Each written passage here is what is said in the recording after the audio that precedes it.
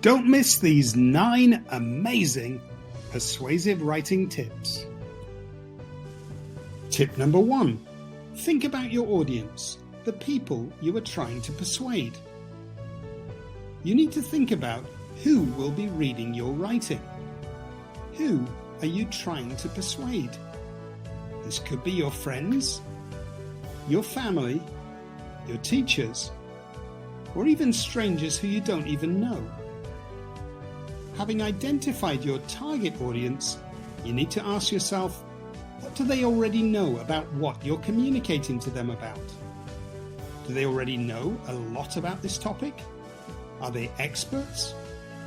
Or perhaps they know very little about it. They might be considered to be beginners. Whether your target audience are experts or beginners will affect the amount of depth you go into. With experts, you can discuss the topic more deeply.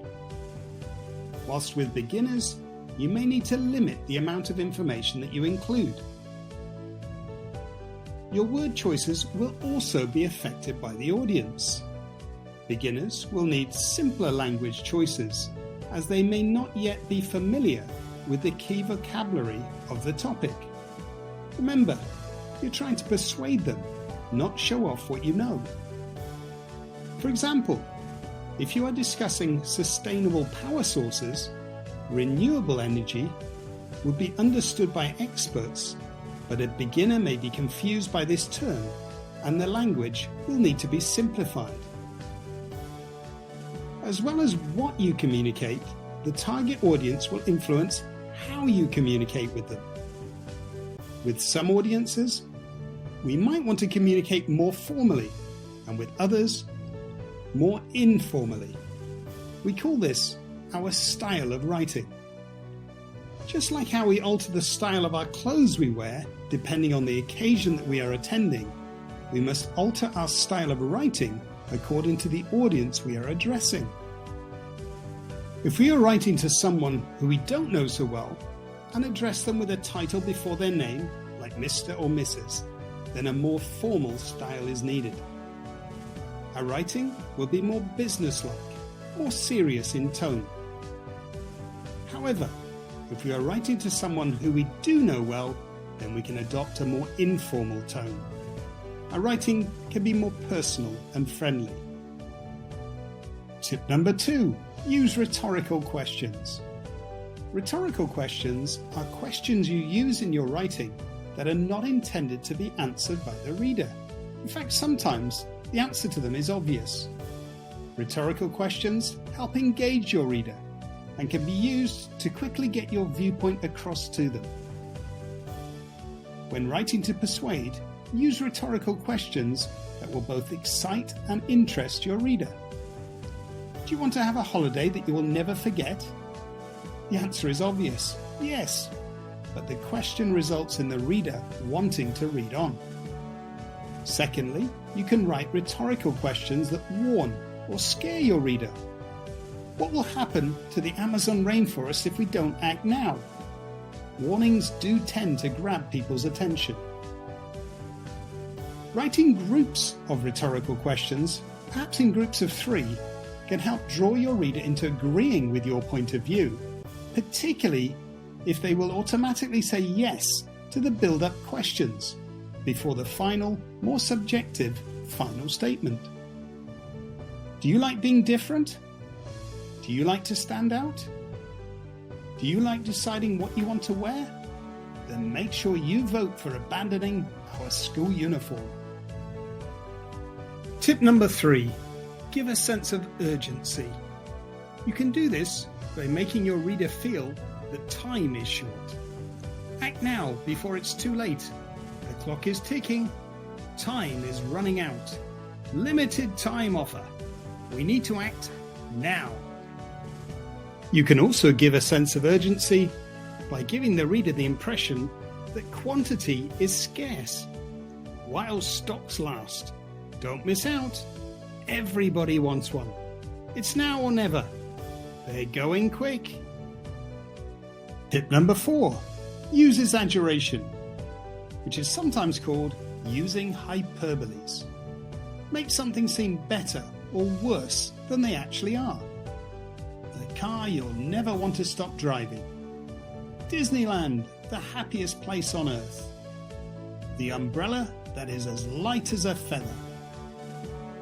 Our planet is dying. Does your backpack weigh a ton? Soon there will be no fish left in the ocean. Tip number 5. Use personification, which is when you give human qualities to animals and objects. Mother Earth is choking to death with all the single-use plastic we are feeding her. The sun is always smiling in Barbados. Tip number 6. Use similes and metaphors. They help capture the reader's attention and paint a more memorable picture for them. Similes and metaphors work by comparing two things.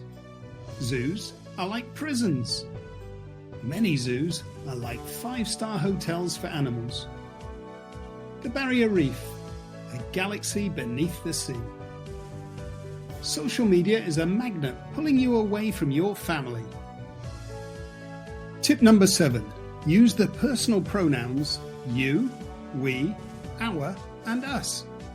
They make the reader feel like you are speaking to them, which makes them feel more involved. It's all up to you. How would you feel driving down the road in this car? If we act fast, we can make a difference. We all love our planet, so treat it with care. The future of the Javan rhino is up to us. Tip number 8. Flatter your reader or audience. Flattery involves giving compliments to someone, in other words, saying nice things about them. Ladies and gentlemen, I know you're all smart people, so I am confident, Mr. Jones, that a caring and generous man like yourself will be able to help us save the Philippine eagle. Tip number 9. Use high modality words. Modality gives the possibility or likelihood of something happening. Look at these high modality words. Must, will, shall, has to, always, certainly, definitely, undoubtedly. And here are some low modality words. Could, might, may, possibly, sometimes, occasionally, perhaps, rarely. Now let's take a simple sentence. Chloe may win the race. We can increase the possibility by substituting may with a higher modality word, will. Chloe will win the race. We can even increase the possibility further by adding another high modality word, definitely. Chloe will definitely win the race. To persuade your readers, make sure you use high modality words. Protecting the orangutan will certainly need a change in country laws. You must buy the new Xbox Pro. It's amazing. Nuclear energy is definitely not as dangerous as some people feel. Shh! Top secret. This is advanced use of modality words. Sometimes, when persuading, it is good to mention some points that go against what you are trying to convince your reader to agree with you about. After all, they may not be convinced with you if that's all they're thinking about. If you do mention them, use low modality words. Let's pretend you're arguing that zoos are good. Yes, there are perhaps some zoos that don't treat their animals very well, but most zoos take great care of their animals. To summarize, in a nutshell, think about your audience. Use rhetorical questions.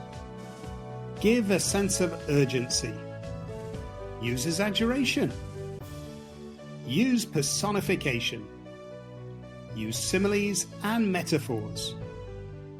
Use the personal pronouns you, we, our, and us. Flatter your reader. And finally, use high modality words.